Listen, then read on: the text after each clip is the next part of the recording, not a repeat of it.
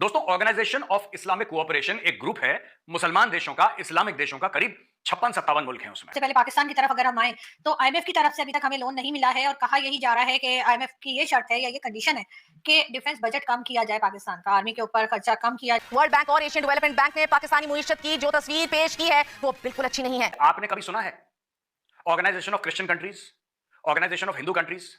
ये आपने कभी नहीं सुना ना, क्योंकि है ही नहीं, इसलिए नहीं सुना आपने। ऑर्गेनाइजेशन ऑफ बुद्धिस्ट कंट्रीज तो काफी है। कभी आपने सुना है ऑर्गेनाइजेशन ऑफ बुद्धिस्ट कंट्रीज? अब हमारे जो फाइनेंस मिनिस्टर है उनका कहना है कि जी हमें आईएमएफ के बगैर रहना सीखना होगा। एशियाई तरक्याती बैंक ने पाकिस्तान को जनूबी एशिया के 8 ममालिक में सबसे महंगा मुल्क करार दिया है और साथ ही पाकिस्तान में महंगाई अफगानिस्तान और श्रीलंका से भी ज्यादा बताई गई। चाइना की डेट डिप्लोमेसी की वजह से आपकी इकोनॉमी खराब हो रही, तो then why are you going to China? That is the point that IMF is making. तो आईएमएफ का मेरे ख्याल से जियोपॉलिटिकल आर्गुमेंट यही है कि आपने इतने पैसे चाइना से लिए, पहले चाइना से डेट क्लियर कराई। हाँ, अपने लिए ऑडी और मर्सिडीज के ऊपर सोने की परत चढ़ा के उस पर सफर करना मंजूर है। अपने लिए कमोड जो होता है टॉयलेट वाला, वो हीरो से जड़ा है, और बाकियों के लिए सिर्फ जबानी जमा खर्ची बस। और मुझे लगता है कि जो दूसरे बड़े डोनर्स हैं जैसा यूएई और सऊदी अरेबिया, वो आईएमएफ के पीछे छुपकर आपको पैसे नहीं दे रहे। बेसिकली जैसे कि आईएमएफ तो नमस्कार दोस्तों, जय हिंद। स्वागत है आपका पाकिस्तानी मीडिया जुड़ी एक और फ्रेश और मजेदार वीडियो में। तो दोस्तों, रामनवमी पर भारत में हुई हिंसा को लेकर इस्लामिक देशों के संगठन organisation of Islamic corporation OIC की टिप्पणी पर भारत सरकार ने कड़ी प्रतिक्रिया दी है। भारतीय विदेश मंत्रालय ने ओआईसी को सांप्रदायिक मानसिकता से पीड़ित और भारत विरोधी बताया है। भारत की ये कड़ी प्रतिक्रिया ऐसे समय पर आई है जब ओआईसी सचिवालय ने सोमवार को बयान जारी करते हुए कहा था कि भारत में रामनवमी शोभा यात्रा के दौरान मुस्लिम समुदाय को निशाना बनाया जाना चिंताजनक है। भारतीय विदेश मंत्रालय के प्रवक्ता अरिंदम बागची ने ओआईसी की आलोचना करते हुए कहा कि हम भारत के संबंध में ओआईसी सचिवालय की ओर से जारी किए गए बयान की कड़ी निंदा करते हैं।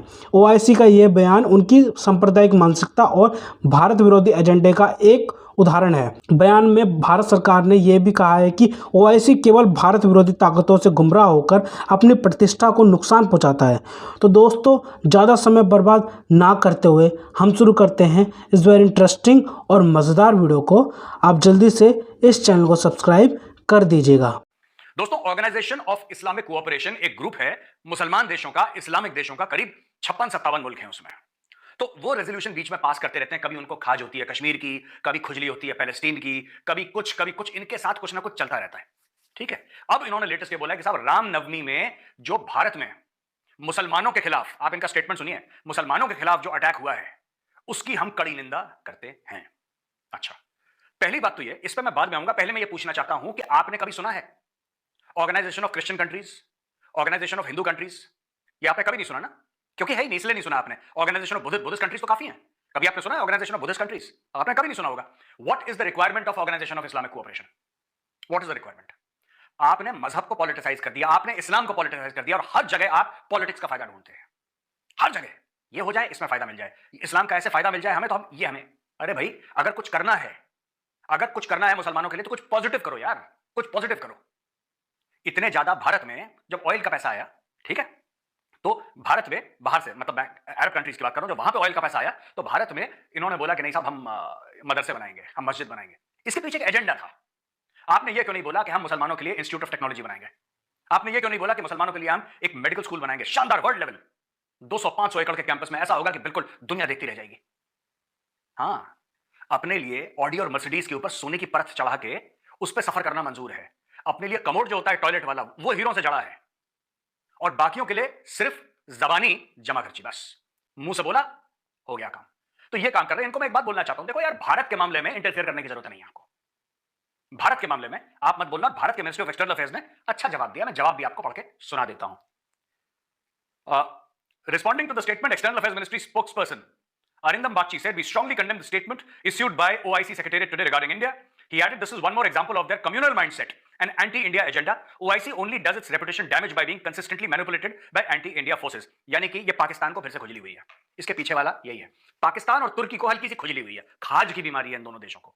ठीक है, मैं 2 मिनट और लेके एक बात समझाना चाहता हूं, इसके पीछे माइंडसेट क्या है। जब भी कुछ ऐसी चीज होगी, पाकिस्तान को उसको दुनिया के सामने झूठा मूठा उजागर करना पाकिस्तान की मजबूरी है। और दोस्तों, मैं चाहता हूं आप थोड़ा सा ध्यान दें और समझें कि पाकिस्तान की मजबूरी क्यों है, उसका कारण क्या है कि पाकिस्तान की मजबूरी है। पाकिस्तान बना था 2 नेशन थ्योरी के बेस पर, यानी कि 2 कौमी नजरिया। पाकिस्तान जैसे अगर हम बात कर ले मोहम्मद अली जिन्ना की, ठीक है, या जो भी इनिशियल लीडरशिप थी इनकी, तो इन्होंने एक बात बोली थी कि हिंदू और मुसलमान एक साथ नहीं रह सकते, एक साथ रहेंगे तो फसाद होगा, फलाना होगा, ढिमका होगा, इसलिए पाकिस्तान अलग हो जाना चाहिए, एक अलग मुल्क हमें चाहिए। फिर अंग्रेजों के साथ सांठगांठ थी तो एक अलग मुल्क बन गया। तो ये आपस में झूठ बोलते हैं कि हमने बड़ी कुर्बानियां दी, कुछ नहीं, अंग्रेजों ने बना के दिया तुम्हें, तुम्हारा तो बस का भी नहीं था। खैर नहीं, उस बात को छोड़ देते हैं।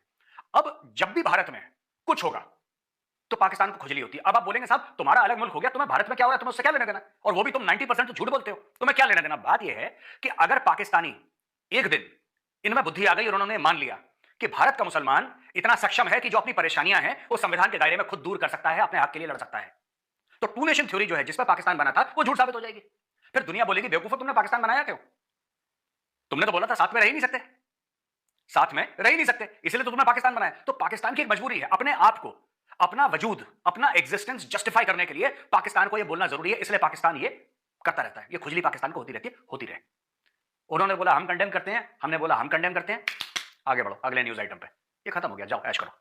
और हिंदुस्तान का मुसलमान इतना सक्षम है कि अगर उसके हक कोई छीनता है तो हिंदुस्तान के संविधान के दायरे में लड़ेगा और लड़के जीत भी जाएगा। अगर उसको हक मिलना होगा उसको हक जरूर मिलेगा, इसमें बाहर के इस्लामी देशों की दखलंदाजी की आवश्यकता नहीं है। जय हिंद। ओके, सबसे पहले पाकिस्तान की तरफ अगर हम आए तो आईएमएफ की तरफ से अभी तक हमें लोन नहीं मिला है और कहा यही जा रहा है कि आईएमएफ की ये शर्त है या ये कंडीशन है कि डिफेंस बजट कम किया जाए, पाकिस्तान का आर्मी के ऊपर खर्चा कम किया जाए तभी मिलेगा। बाकी कंडीशंस मान ली है पाकिस्तान ने, आर्मी के ऊपर थोड़ा मुश्किल लग रही है। तो अब हमारे जो फाइनेंस मिनिस्टर है उनका कहना है कि जी हमें आईएमएफ के बगैर रहना सीखना होगा। तो आपको लगता है कि ये मैनेज कर पाएंगे बगैर आईएमएफ के? इसमें 3-4 पेचीदगियां हैं। एक, I am not very sure कि आईएमएफ उनको कहेगा कि डिफेंस पे पैसे ना खर्च करें। कम करने को कैसे? जो भी है, I am not very sure they will be that specific. Unless subsidies हैं तो वो जरूर कहेगा कि ये सब्सिडी को आप जरूर काटें। जैसा उन्होंने तेल की कीमतें बढ़ा दी, आपने देखा गैस की कीमतें बढ़ा दी, और उन्होंने कहा कि आप जो डॉलर को कंट्रोल करते थे ना, फिक्स करते थे प्राइस, तो वो डॉलर को भी फ्री करा दें। तो इस तरह के ये फिस्कल पॉलिसीज को वो देते हैं, डिफेंस पॉलिसी में वो नहीं जाएंगे। मुझे लगता है कि आपके जो फाइनेंस मिनिस्टर हैं वो पब्लिक को गलत बयान ही कर रहे हैं कि this is the reason why. I think the real reason ये है कि आपका 30% डेट चाइना को है, तो सबसे बड़ा आपका क्रेडिटर चाइना है। तो ये आप, आईएमएफ कह रहा है कि आप जाइए और चाइना से रिलीफ लेकर आइए, कि चाइना को कहें कि आप डेट रीस्ट्रक्चर करें और आपके डेट पेमेंट्स के बारे में कुछ अरेंज करें, एंड देन उसके बाद जो बच जाता है वो आईएमएफ विल स्टेप इन। उसके दो वजूहत है। एक, basically now IMF is fully dominated by the US.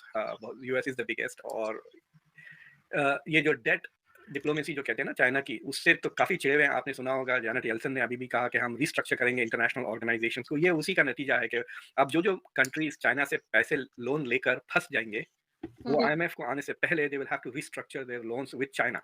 क्योंकि अगर चाइना की डेट डिप्लोमेसी की वजह से आपकी इकोनॉमी खराब हो रही तो then why are you going to China? That is the point that IMF is making. तो आईएमएफ का मेरे ख्याल से जियोपॉलिटिकल आर्गुमेंट यही है कि आपने इतने पैसे चाइना से लिए, पहले चाइना से डेट क्लियर कराइए। और मुझे लगता है कि जो दूसरे बड़े डोनर्स हैं जैसा यूएई और सऊदी अरेबिया, वो आईएमएफ के पीछे छुपकर आपको पैसे नहीं दे रहे बेसिकली जैसे कि आईएमएफ से क्लियर कर रहे हैं, of course we want to give you, but पहले तो आप आईएमएफ से क्लियर करें। How can we give you without giving it to IMF?